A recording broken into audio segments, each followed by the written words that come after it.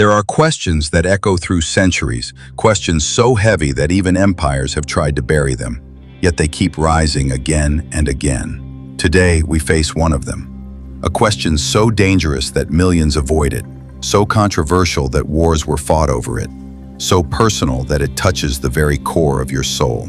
The question is simple, but its weight is eternal. Is Jesus not God? Billions kneel in prayer, whispering his name. Billions raise their eyes to the sky, calling him Lord, Savior, Son of God. From the cathedrals of Europe to the small huts of villages in Africa, from the Vatican to America's heartland, his image is everywhere. Statues, crosses, paintings, hymns, chants, songs, an entire world shaped by a single figure. But pause. Strip away tradition. Remove the songs. Forget the stained glass. Ask with courage, with brutal honesty. Who was Jesus? Was he God incarnate, the creator of galaxies clothed in flesh? Or was he a man, a teacher, a revolutionary whose followers lifted him higher than he ever asked to be? To answer this, we must walk into history. The world of Jesus was not divine. It was brutal. Roman soldiers patrolled the streets, crushing rebellions. Poverty was everywhere. The Jews waited desperately for a Messiah, a liberator who would overthrow the empire.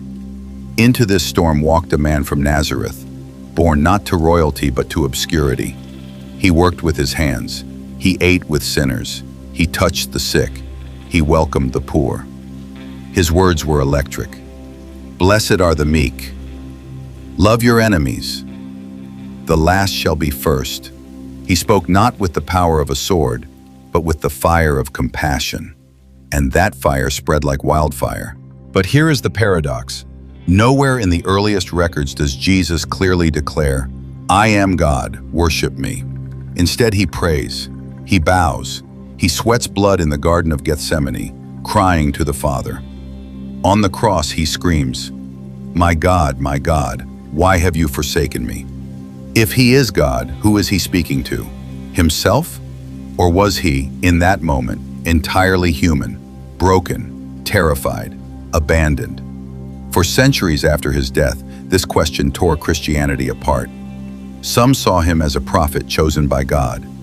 Others saw him as divine. Some said he was both. It was only at the Council of Nicaea in 325 AD, under the Emperor Constantine, that the Church officially declared Jesus of one substance with the Father. But here is the uncomfortable truth. It was not decided by Jesus himself. It was voted on, debated, argued, shaped by politics. If truth needs emperors and councils, is it divine truth or human construction? And yet, here lies the mystery. If Jesus was just a man, how did his name outlast Rome? How did his words survive persecution, torture, execution, and spread across the world? How did a poor carpenter's son split history into before and after? Could mere humanity do that? Or was there something in him that transcended humanity? Let us dig deeper. Philosophy asks, what is God? Infinite power? The creator of stars and galaxies? Or is God the highest form of love, wisdom, and sacrifice? If God means power, then Jesus looks weak. He bled, he wept, he died. But if God means love, then Jesus was God in the purest form, because in him, love burns so bright it outshone empires. Consider the cross. If Jesus was God, then the cross is tragedy turned miracle, God sacrificing for man. But if Jesus was human, then the cross is even more shocking. Imagine a man, broken, bleeding, mocked, still whispering forgiveness for his executioners. That act is more revolutionary than any miracle, because miracles can be doubted, explained, questioned. But forgiveness in suffering, that is undeniable. That is not divine magic. It is divine humanity. Science cannot prove divinity, but it reveals something else. Evolution teaches us survival of the fittest. Protect yourself, fight for dominance. Yet Jesus taught the opposite, survival of the compassionate. Love those who harm you. Give without expecting return. From a biological standpoint, this makes no sense.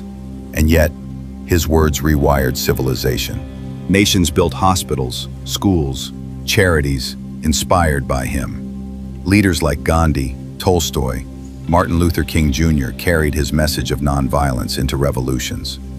Whether he was God or not, his impact defies scientific explanation. But let's be brutally honest. Religion sometimes uses divinity as an excuse. If Jesus is God, then we admire him from afar. His standard is too high, his perfection untouchable. But if Jesus was human, then we have no excuse. His path is possible. His love is imitable. His courage is attainable. If a man could do it, then so can we. And that is terrifying, because it forces us to change. Calling him God can be a shield. Calling him human is a challenge. Now, look across history. Buddha never claimed divinity. He said, "I am awake." Socrates never said he was God. He said he knew nothing. Muhammad said, "I am a messenger." But Jesus, he left us with a riddle. He lived as a servant, yet spoke of oneness with the Father. He washed the feet of his disciples, yet allowed himself to be called Lord. Was this arrogance, or was it humanity revealing the spark of divinity? Psychology gives us another angle. Human beings fear death more than anything. We crave immortality. We long for eternity. To call Jesus God was not only about him, it was about us. It gave us hope that death is not the end, that love conquers the grave, that eternity is real. Maybe humanity needed him to be God, because we could not bear him to be only man. And yet, in the silence beyond all arguments, Jesus himself still speaks, not through theology, not through counsels, but through his life, through his words, through his cross. Maybe he never wanted us to obsess over titles. Maybe the real question was never, is Jesus God? But, will you live as he lived? If God means infinite love, then yes, Jesus was God. If God means the power behind the stars, then perhaps he was not. But if God means showing us what humanity looks like when touched by eternity, then Jesus is the closest we will ever see. So, is Jesus not God? The answer depends on what you mean by God. If you mean an all-powerful being sitting on a throne of clouds, maybe not. But if you mean the highest expression of love, forgiveness, courage, and sacrifice, then yes, in that sense, Jesus was God walking among us. The truth may be this: Jesus is both less and more than God. Less because he was human. He cried, he suffered, he died. More because he proved humanity itself could carry divinity. He was the mirror reflecting the infinite into the finite. The question now is not about him. It is about you. Who do you say he is? And more importantly, who will you become because of him? Because maybe the true danger is not that Jesus was not God.